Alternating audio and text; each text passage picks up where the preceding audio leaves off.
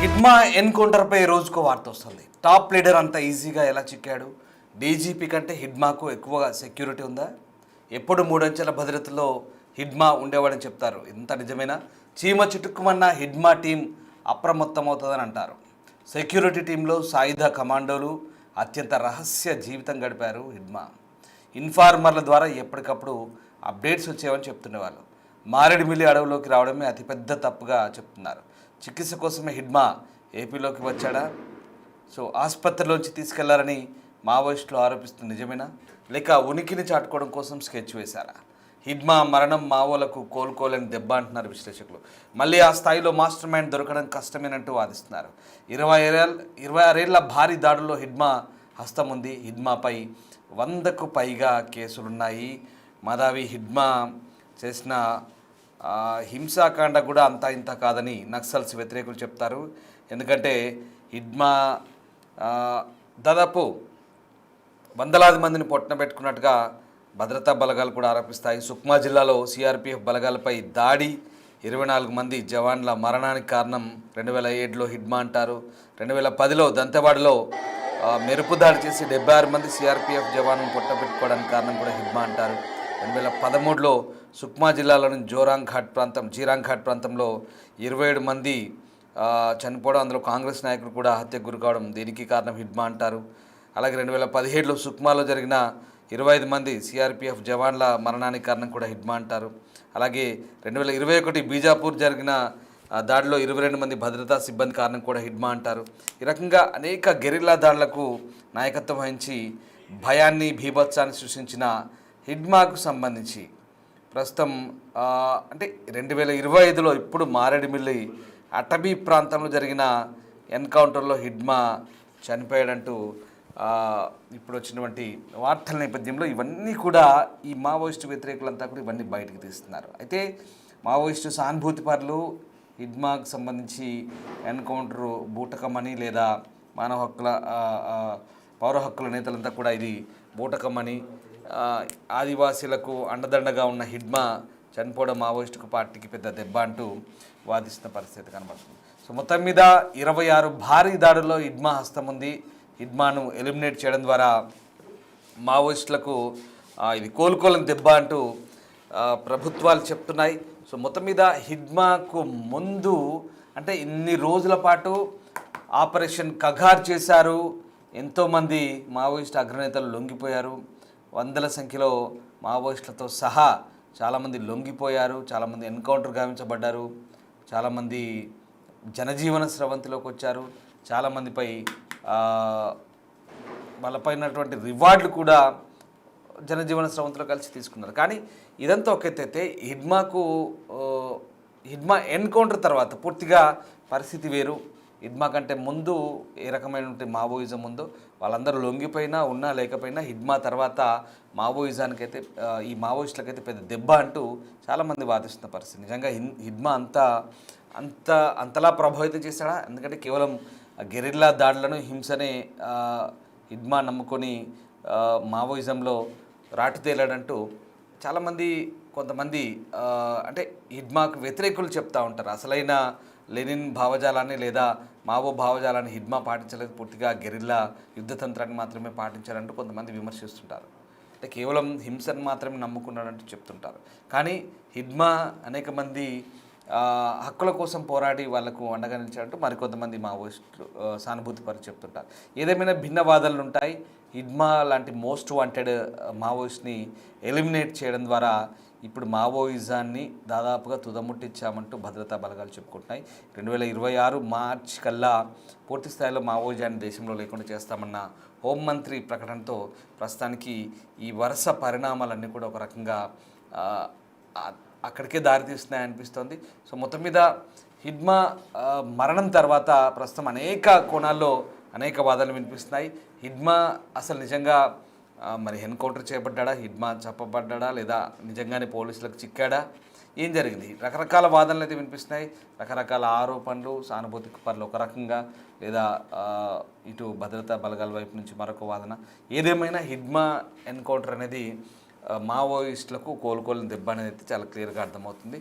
So right, అసలు ఏం జరిగింది, హిడ్మా ఎలా చిక్కున్నాడు, మారేడుమిల్లి అడవుల్లో వచ్చి పోలీసుల చేతికి ఎలా చిక్కాడు, అంత భద్రత కలిగిన హిడ్మా మరి మూడంచెల భద్రత అంటే నిజంగా డీజీపీ కంటే ఎక్కువ సెక్యూరిటీ ఉంటుందా, ఇవన్నీ ఎవరు చూడలేదు కానీ చెప్తుంటారు. ఇవన్నీ కూడా ఈ వాదనలు ప్రస్తుతం వాడుకలో ఉన్నాయి. ఇవన్నీ కూడా అసలు ఏంటి, హిడ్మా ఎలా చిక్కాడు అనేది అంతు చిక్కని ప్రశ్న ఇప్పటికి కూడా. రైట్, మా ప్రతినిధి శివశంకర్ రాజమండ్రి నుంచి జాయిన్ అవుతున్నారు. ఆయన మొదటి నుంచి కూడా హిడ్మా ఎన్కౌంటర్ జరిగిన ప్రాంతం నుంచి అనేక అప్డేట్స్ అందిస్తున్నారు.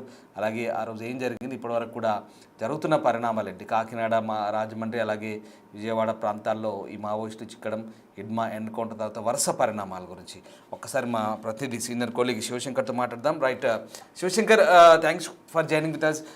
మొత్తం మీద హిడ్మా ఎన్కౌంటర్కి సంబంధించి అనేక వాదనలు వస్తున్నాయి, రకరకాల వాదనలు వినిపిస్తున్నారు. కొందరు ఎన్కౌంటర్ అంటారు, కొందరు పోలీసులకు చిక్కారంటారు. అసలు ఏంటి జరుగుతున్న పరిణామాలు ఏంటి, హిడ్మా ఎన్కౌంటర్కు ముందు, హిడ్మా ఎన్కౌంటర్ తర్వాత అనేలా ప్రస్తుతం తయారైపోయింది మావోయిస్టుల పరిస్థితి. సో ఏంటి అసలు వాస్తవం ఏంటి, ఇప్పుడు ఎలాంటి చర్చ కొనసాగుతోంది? చూసుకున్నట్లయితే హిడ్మా ఎన్కౌంటర్ తర్వాత అయితే రోజుకు ఒక వార్త తెరపైకి వస్తూనే ఉందని చెప్పుకోవాలి. ఏదైతే ఇటు పక్కన పోలీసుల వర్షం చూసుకుంటే ఏపీ పోలీసులు ఒక గ్రేట్ అచీవ్మెంట్ అంటే ఆపరేషన్ సంభవ్ అని కూడా దీనికి నామకరణం చేశారు. ఆపరేషన్ సంభవ్ అంటే అసాధ్యం అనుకున్న హిడ్మా లాంటి ఒక మావోయిస్ట్ ని హతమార్చడమే ఆపరేషన్ సంభవ్ గా అయితే చెప్పుకుంటూ వచ్చిన పరిస్థితి కనిపిస్తుంది. అయితే అతను ఎవరికి చెక్కడో అసలు అతన్ని అంతం చేయడం అనేది అసాధ్యం అనుకున్న నేపథ్యంలో ఆ అసాధ్యాన్ని ఆపరేషన్ సంభవ్ ద్వారా సంభవించేలాగా చేశాము. ఆ అసాధ్యాన్ని సుసాధ్యం చేయడమే ఆపరేషన్ సంభవ్ యొక్క అంతరార్థం అంటూ కూడా పోలీసులు చెప్పిన పరిస్థితి కనిపిస్తుంది. అయితే ఈ నేపథ్యంలో చూసుకున్నట్లయితే అసలు హిడ్మా 30 ఏళ్ల నుంచి కూడా ఎక్కడ జనావాసాల్లోకి రాలేదు, ఎక్కడా కూడా అభయ అరణ్యాన్ని వదిలి బయటికి రాలేని పరిస్థితి. కానీ అసలు అలాంటి 3 అంచెల భద్రత ఉంటుందంటూ కూడా మావోయిస్టులు, మాజీ మావోయిస్టులు కూడా చెప్తున్న పరిస్థితి కనిపిస్తుంది. అంటే అంత సీనియర్ గా ఉన్న, అంత సీనియర్ కమాండోగా ఉన్న ఒక హిడ్మాని అంత ఈజీగా ఎలా పోలీసులు హిట్అవుట్ చేయగలిగారు, అసలు ఎలా ఎన్కౌంటర్ చేయగలిగారు? హిడ్మాతో పాటు చినిపోయింది కేవలం ఇంకొక 12 మంది, అతని భార్యను కూడా తీసేస్తే కేవలం 11 మంది. అంటే 3 అంచెల పద్ధతి అంటే వారు చెప్తున్న పరిస్థితి ప్రకారం హిడ్మాని టచ్ చేయాలంటే మినిమం ఒక 200 మంది ఉంటారు, కనీసం ఒక 20 మందినైనా హతమారిస్తే గానీ హిడ్మాని ఎన్కౌంటర్ చేయడం సాధ్యం కాదని చెప్తున్నారు మావోయిస్టుల పరిస్థితి. అయితే ఇట్లా చూసుకున్నట్లయితే ఇక్కడ హిడ్మాకి సంబంధించి సానుభూతి పరులందరూ కూడా ఇది ఖచ్చితంగా బూటక ఎన్కౌంటర్ అంటూ కూడా చెప్తున్న పరిస్థితి కనిపిస్తుంది. అలాగే హిడ్మా అంత్యక్రియలకి తన సొంత గ్రామంలో ఉన్న కేవలం 50 ఇళ్ళు, ఆ 50 ఇళ్లలోనే 90 మంది మావోయిస్టులను తయారు చేసిన పరిస్థితి. అయితే ఆ చుట్టుపక్కల వారందరూ కూడా ఒక సుమారుగా 1000 నుంచి 2000 మంది ఆ అంత్యక్రియలకి అటెండ్ అవ్వడం కూడా అక్కడ కొంతమందిని షాక్ కి గురి చేస్తుంది. ఖచ్చితంగా గిరిజనుల హక్కుల కోసం హిడ్మా పోరాడాడు అనేది అక్కడ వాస్తవం అంటూ కూడా ఛత్తీస్గఢ్ లో ప్రజలు చెప్తున్న పరిస్థితి అయితే కనిపిస్తుంది. ఇక్కడ చూసుకున్నట్టయితే మనం క్లియర్ గా ఇక్కడ హిడ్మాకి సంబంధించిన సానుభూతి పట్ల కూడా హిడ్మాది ఖచ్చితంగా బోటక ఎన్కౌంటర్ అని చెప్తున్న పరిస్థితి కనిపిస్తుంది. కానీ అసలు హిడ్మా ఏపీలోకి ఎందుకు ఎంటర్ అయ్యాడు, అసలు ఏపీలోకి వచ్చిన విషయాన్ని పోలీసుల వరకు ఎలా వెళ్ళింది అనేది ఇప్పుడు కొత్త చర్చ. అలాగే శివశంకర్, అంటే ఇప్పుడు ఇక్కడ మనకు ఒక విషయం ఏంటంటే కర్రగుట్టలు, ఆపరేషన్ కర్రగుట్టల పేరుతో వేలాది మంది, వందలాది మంది కూడా కాదు, వేలాది మంది జల్లెడ పట్టారు. అంత శత్రు దుర్భేద్యమైన కర్రగుట్టల్ని జల్లెడ పడితే హిడ్మా పోలీసుల కళ్ళు గప్పి పారిపోయాడు అనేది ఒక వాదన. అలాంటిది మారేడుమిల్లో అంత ఈజీగా ఎలా చిక్కాడు అనేది ఒక వాదన. రైట్, అలాగే మీరు చెప్తున్నట్టుగా హిడ్మా అంత్యక్రియలకు కూడా వేలాది మంది వచ్చారు.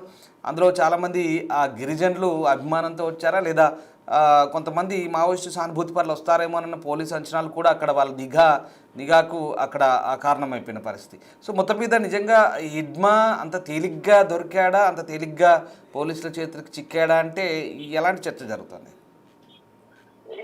చూసుకున్నట్లయితే ఇదే చెప్తున్నా, కరెక్ట్ గా మనం చూసుకున్నట్లయితే హిడ్మా చేసిన గొరిల్లా ఆపరేషన్ చూడొచ్చు మనం. ఇదంటే ఒక్క హిట్ లో ఒక 50 మంది 60 మంది పోలీసులు సిఆర్పిఎఫ్ బలగాలను కూడా హతమార్చిన హిడ్మా. అంటే సుమారుగా పోలీసుల్ని అటాక్ చేయడానికి అంత పెద్ద స్కెచ్ చేసిన మాస్టర్ మైండ్ అంత ఈజీగా ఎలా దొరుకుతాడనేది వీళ్ళ వాదన. ఎందుకంటే ఇప్పటికి సుమారుగా మొత్తం 5 రాష్ట్రాల పోలీసుల్ని, 5 రాష్ట్రాల సిఆర్పిఎఫ్ సంబంధించిన వారిని, 5 రాష్ట్రాలకు సంబంధించిన పోలీసుల్ని ముప్పు తుప్పలు పెట్టిన హిగ్మా అభయారణ్యంలోనే ఎప్పుడు ఉంటాడు. అభయారణ్యాన్ని వదిలి బయటికి రాని హిగ్మా విజయవాడ హాస్పిటల్ కి వచ్చాడని ఒక వాదన ఉంది. విజయవాడ నుంచే హిగ్మాని తీసుకొచ్చి మారేడుమిల్లి అడవుల్లో ఎన్కౌంటర్ చేశారని ఒక ప్రచారం అయితే నడుస్తుంది. అది ఎంతవరకు నిజమనేది తెలియదు. అయితే ఇక్కడ ఏదైతే ఈ రోజు బంద్కి పిలుపునిచ్చిన అభయ్ ఒక లెటర్ ని ఏదైతే రిలీజ్ చేశారో దాంట్లో కూడా కొంతమంది ద్రోగుల వలన హిగ్మా ఈ రోజు ఫేక్ ఎన్కౌంటర్ గురయ్యారు. ఆ ఫేక్ ఏదైతే సమాచారం ఇచ్చింది కూడా మావోయిస్టుల్లో ఉన్న కొంతమంది అనుకుంటూ కూడా అలా అర్థం వచ్చేలాగా ఒక లెటర్ ని కూడా రిలీజ్ చేశాడు. అయితే దేశవ్యాప్తంగా ఈ రోజు బంద్కి పిలిపించిన పరిస్థితి కనిపిస్తుంది. అయితే చూడొచ్చు మనం క్లియర్ గా ఇక్కడ హిగ్మాకి ఎన్కౌంటర్ అంత ఈజీగా ఎలా జరిగింది అనేది మాత్రం చర్చనీయాంశంగానే ఉంది. అయితే పోలీసులు మాత్రం ఖచ్చితంగా ఎదురు కాల్పులు జరిగాయి. ఎదురు కాల్పుల్లో బై గాడ్ గ్రేస్ పోలీసులకి ఏమీ జరగలేదు. పోలీసులు ఎదురు కాల్పుల్లో అయితే వారు 5 మొదటి రోజు మరణించారు, 6 మొదటి రోజు మరణించారు, 7 తర్వాత రోజు మరణించిన పరిస్థితి అయితే కనిపిస్తుంది. మొత్తం 13 మందిని హతమార్చారు. 2 రోజులు వరుసగా ఎన్కౌంటర్ జరిగి ఆపరేషన్ సంభవం అనేది కూడా కొనసాగుతుంది అని కూడా చెప్పారు. అయితే దీనికి సంబంధించి హిగ్మా డైరీలో కొంతమంది వివరాలు దొరికాయంటూ కూడా అనేక మందిని అంటే సుమారుగా 50 నుంచి 60 మంది మావోయిస్టులను విజయవాడ కావచ్చు, ఏలూరు కావచ్చు, కాకినాడ కావచ్చు, రావులపాలెం కావచ్చు ఇలా 10 చోట్ల వీరందరినీ పట్టుకున్నారు. వీరందరి దగ్గర నుంచి కూడా మారణాయుధాలని కూడా వారు హ్యాండ్ ఓవర్ చేసుకున్న పరిస్థితి కనిపిస్తుంది. ఎంతమంది మారణాయుధాలతోటి జనావాసాల్లోకి ఎలా వచ్చారు అంటే షెల్టర్ కోసం వచ్చారు.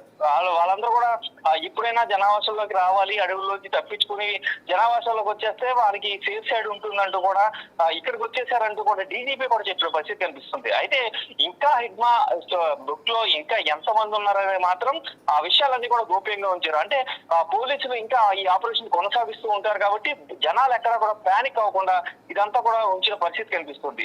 మొత్తంగా చూసుకున్నట్లయితే హిగ్మా ఎన్కౌంటర్ తర్వాత దీనికి సంబంధించి ఇది బోటకప్ ఎన్కౌంటర్ అంటూ కూడా మావోయిస్టులు కావచ్చు, సానుభూతి పరులు కావచ్చు, గిరిజనుల అటుపక్కన ఛత్తీస్గఢ్ లో ఉన్న కొంతమంది గిరిజనులు కావచ్చు ఇదంతా కూడా ఫేక్ ఎన్కౌంటర్ అంటూ కూడా చెప్తున్న పరిస్థితి కనిపిస్తుంది. కొంతమంది అయితే హిగ్మా లొంగిపోవడానికి ఏపీకి వచ్చాడు. ఛత్తీస్గఢ్ లో అనేకమైన కేసులు ఉన్నాయి. ఛత్తీస్గఢ్ సొంత రాష్ట్రం కాబట్టి అక్కడ పోలీసులకు లొంగిపోతే అతన్ని ఎన్కౌంటర్ చేస్తారని చెప్పి ఇక్కడికి ఏపీకి వచ్చి ఏపీ నుంచి కూడా లొంగిపోవడానికి సిద్ధపడ్డారు. ఒక జర్నలిస్ట్ కి దీనికి సంబంధించి ఒక మెసేజ్ పంపించారంటూ కూడా కొన్ని వార్తలు నడిచాయి. అయితే దీని మీద పూర్తి స్థాయిలో చూసుకున్నట్లయితే భిన్నాభిప్రాయాలు రోజుకి ఒక కొత్త కథ వినిపిస్తూనే ఉంది అని చెప్పుకోవాలి రామదాస్.